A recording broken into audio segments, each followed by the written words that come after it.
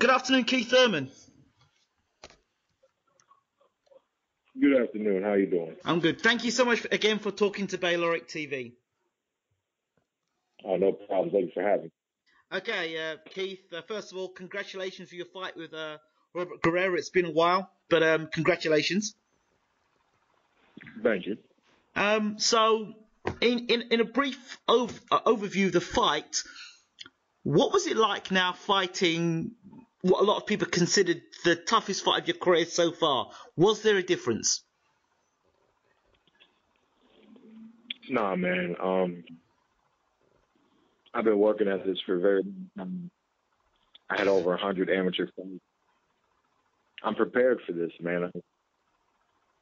I was focused on making boxing my career when I was 16 years old.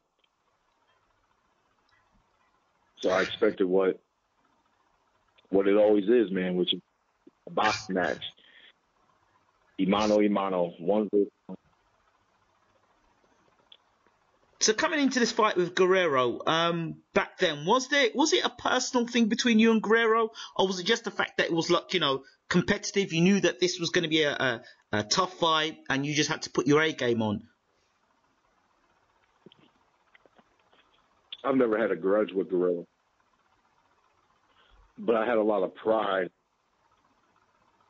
knowing that I could beat Guerrero, and Guerrero was getting a lot in this welterweight division. That I didn't really think that, not that he didn't deserve it. He deserved what he did because of the victories that he was achieving in his career. I just knew I could beat him, and I knew that I belonged at the top, and I wanted an opportunity to prove that, and I finally got that shot. Okay, so as we know, you dropped Guerrero pretty heavily, but was unable to finish him, much like the Bundu fight. You dropped Bundu, unable to finish him. Now, is this dropping doubts in your mind as to how big a puncher you are, or how good a finisher you are, or is it the level that you're at now, or is it just one of those things? No, man, it does have to do with the level that I'm at now. The number one rule in boxing is protect yourself at all times. And nobody makes it up to that level without understanding how to protect themselves in the ring. More than half of the job when it comes to being victorious is, you can't take damage. So you have to learn how to protect yourself. Guerrero has been in with some of the best fighters in the world. He's been through a lot of diversity. And he's able to weather the storm, I do believe with more time, we would have been able to capitalize, but we were unable to finish him off in the 30 seconds that we had and for the rounds that continued. So it is what it is. Props to Guerrero. Okay, now let's move forward. The swelling that you got on your forehead, was it, and your face? How bad was that swelling? I mean, after the fight and when you went to the hospital, how bad was the swelling? It was extreme, man. Never experienced anything like it in my life, inside the ring or outside of the ring. The doctors put me under a CAT scan. They did X-rays. They said nothing was broken, fractured. The blood was all in between the skin and the bone, and not in the brain.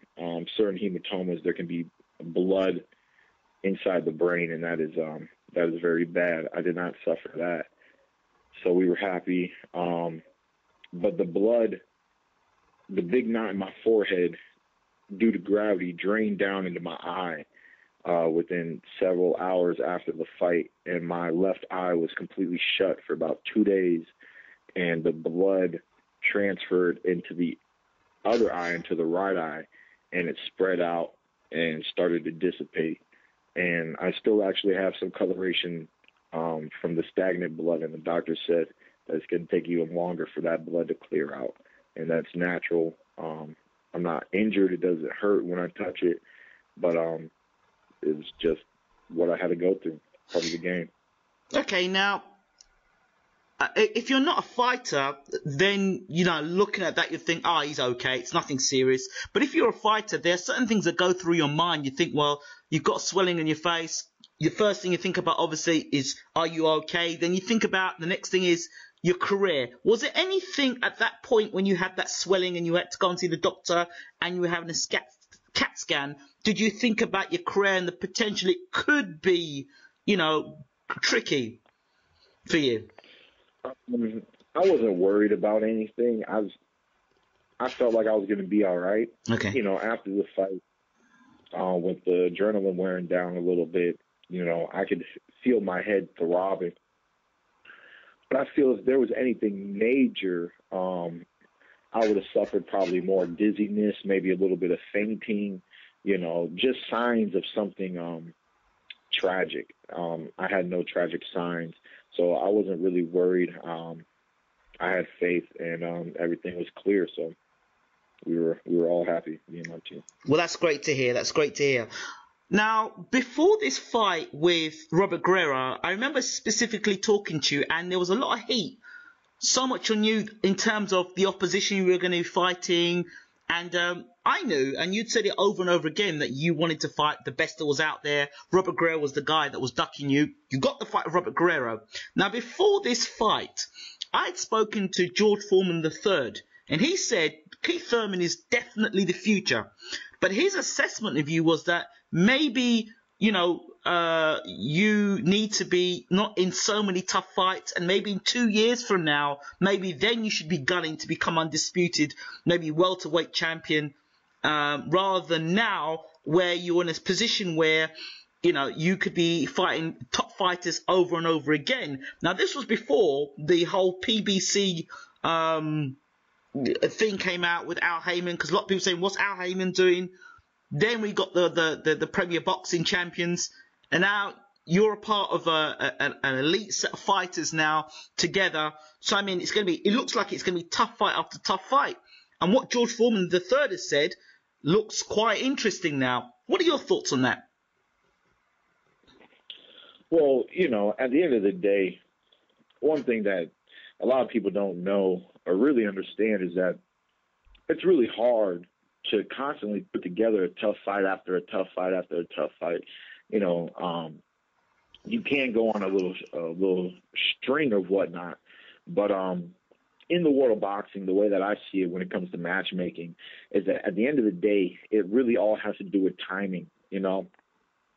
I think Floyd and Pacquiao really, I think the fight really happened because it was time for it to happen.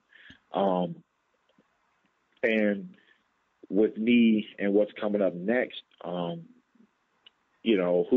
knows who I'm going to fight? I don't know who I'm going to fight yet. They've yet to really talk about that. But I'm hoping for a good name, a respectable name. But I know certain names that are on my list are preoccupied right now, so I'm not going to be able to get exactly what I want. Okay. So, as you know, Floyd has vacated the titles. How does that affect your whole WBA situation?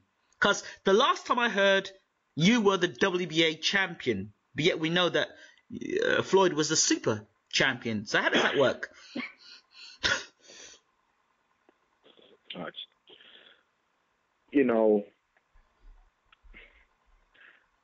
It is what it is. I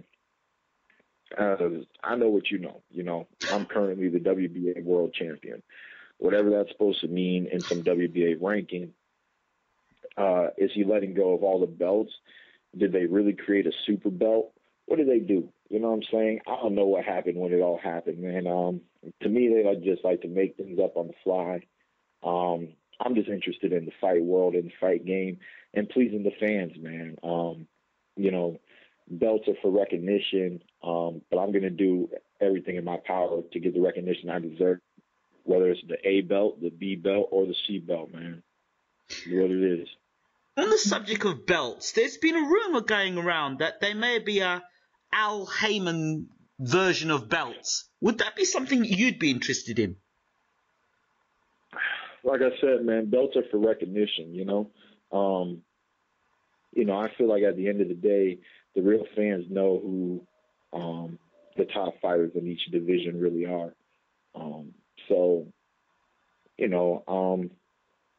It depends, man. I wouldn't decline a new belt, especially depending on what kind of rules come with it. How do they force the mandatories? Is it going to be one that's going to be, a little bit more proper and not allow champions, no matter whom that fighter is, to duck mandatories, So, I mean, I think boxing as a whole sport has a lot of room to grow. Mm-hmm. But it is what it is, man. I'm here. I'm competing in the welterweight division. I'm giving it my all. Okay, the result of Pacquiao and Mayweather, and of course now Pacquiao saying he had a shoulder injury and all the rest of it. What's your take on the result of the fight and how that affects world boxing and Keith Thurman? Well, I enjoyed the fight for the most part. It was a good fight. It was a beautiful performance on Mayweather's behalf.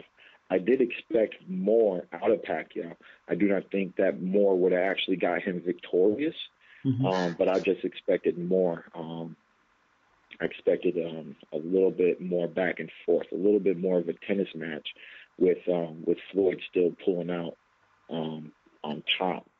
Mm-hmm. But with the injury, man, announcing it after the fight and a lot of things, I'm not going to say that it's not true. Fighters go through a lot of things. I've fought in extreme conditions early on in my career, but I ended up being victorious, So I don't think a fighter should chance things. I think they should only do what they know they can do. And if he knew, he's fighting pound for pound the best, and he wasn't 100%, I think it's just unprofessional and not fair to the fans to not announce that ahead of time and postpone the date. Everybody waited a long time already for the fight. I think they could have waited a little longer if it would have had Manny Pacquiao putting on a better show, because I don't think the performance deserves a rematch. Great. Now, another story was coming out that you were going to be fighting Shawn Porter. It now happens that Shawn Porter is about to sign to fight Adrian Broner. How do you think that fight's going to work out? It's interesting, I'm not going to be surprised if a lot of people favor Shawn Porter in the fight, only due to Shawn Porter's fight style. He's highly aggressive. And, just by going over a blueprint, last time Broner fought a big, strong, aggressive fighter, he was defeated, So, I do know my boy Shawn, is the bigger fighter, a true welterweight, naturally bigger, naturally stronger, and he's going to bring it, he's going to give it his all. AB obviously wants to make a statement, and we'll see what he's learned at this level and see what kind of adjustments he makes to pull off the victory and how he handles a bigger, stronger fighter. It's interesting. The other thing that's coming out is that the fight won't be at welterweight, but it'll be some sort of catchweight fight. What are your thoughts on these catchweight fights? It is what it is. You want to negotiate, you negotiate, man. That's what the fight game is really all about. Everything can be put down on paper. I sign the dotted line, I sign it. I think it's wise for AB to fight at a catchweight because, like I just stated, Shawn Porter is naturally bigger. One thing that people might not know about Shawn Porter is that he competed at 165 pounds as an amateur. I grew up with a lot of these boys in the amateurs, man.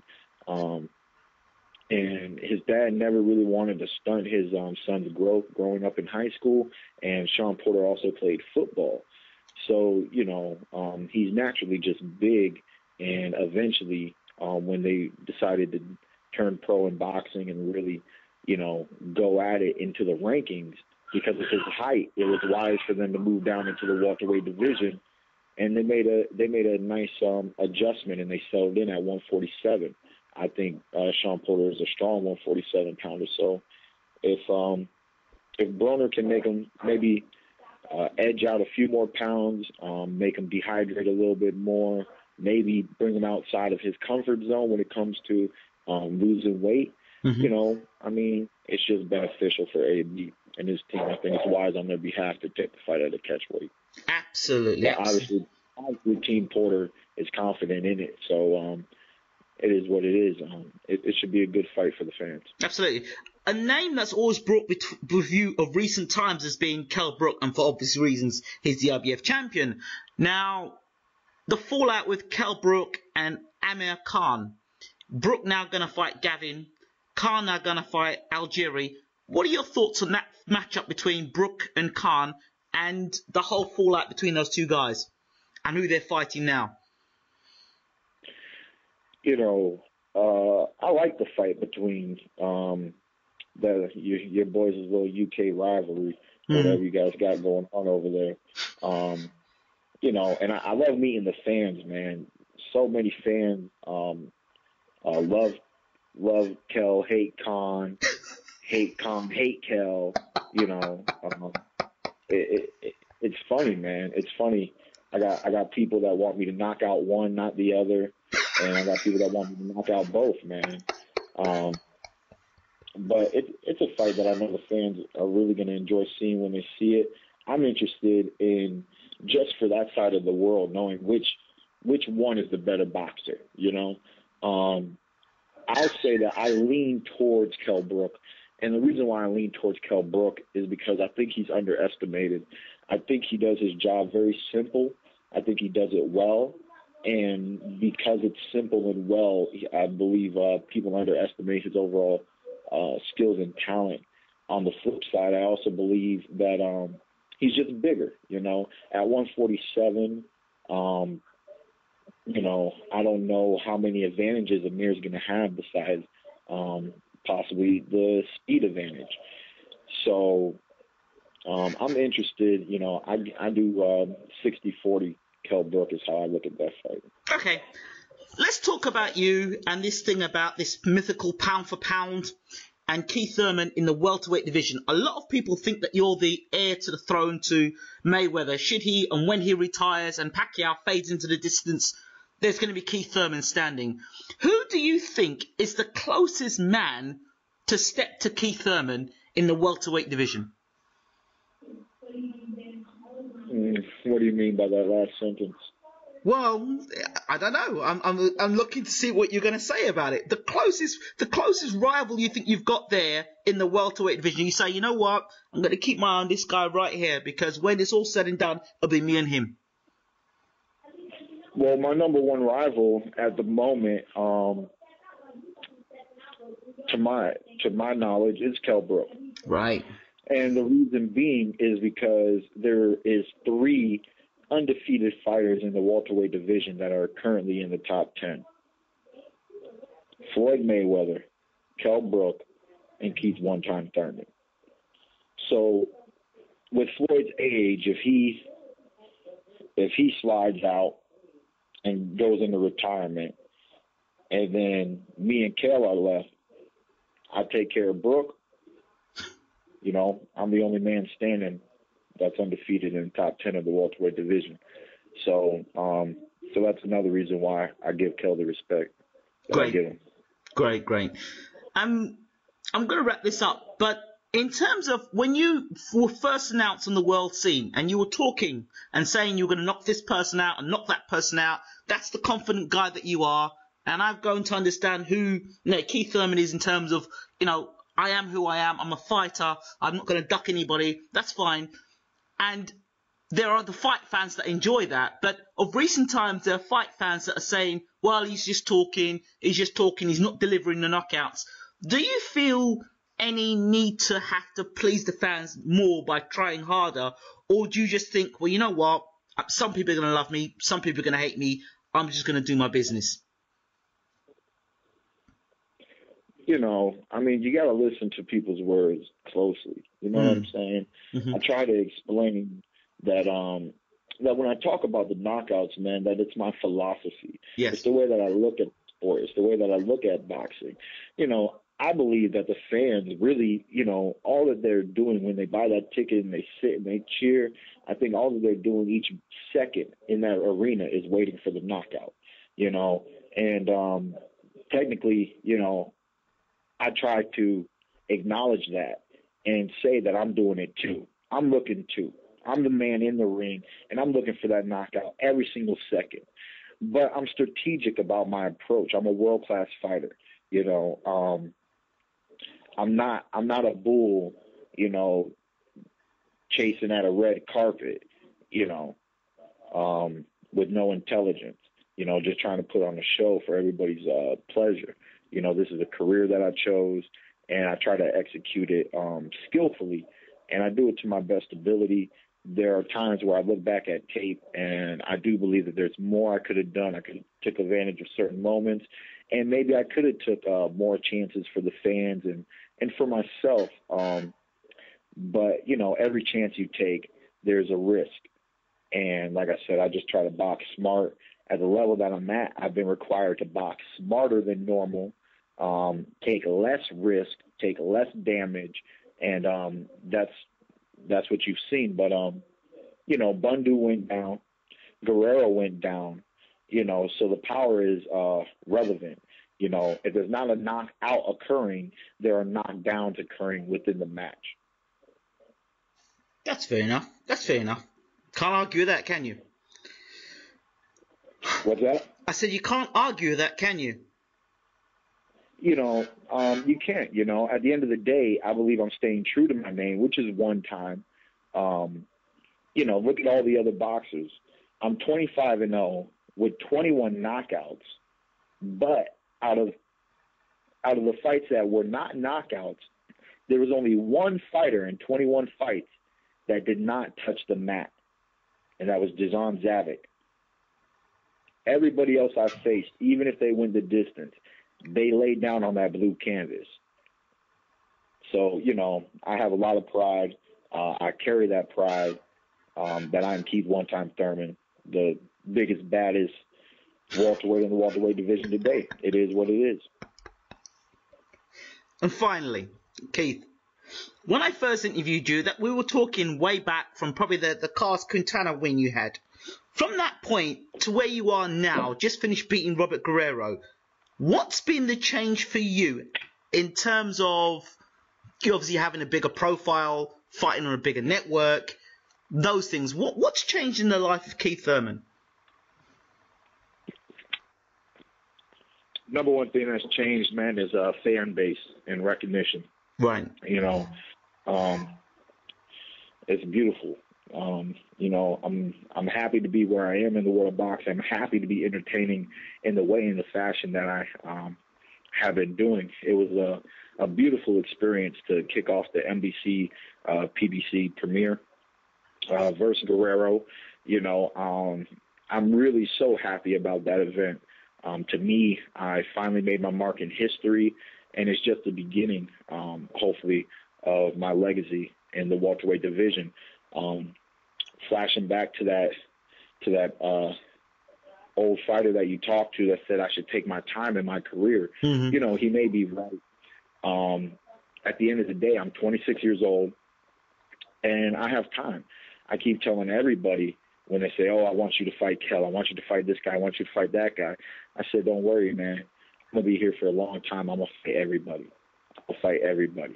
When, where, how it's going to happen, I can't tell you right now, but I'm going to be here for a long time, and there's plenty of time to take care of everybody." Keith Thurman, as always, one time, we appreciate you. We love you. We appreciate what you bring to the ring and the charismatic fighter that you are. Thank you once again for talking to Bayloric TV. Thank you. Take care. Take care, chap. All the best. Bye-bye.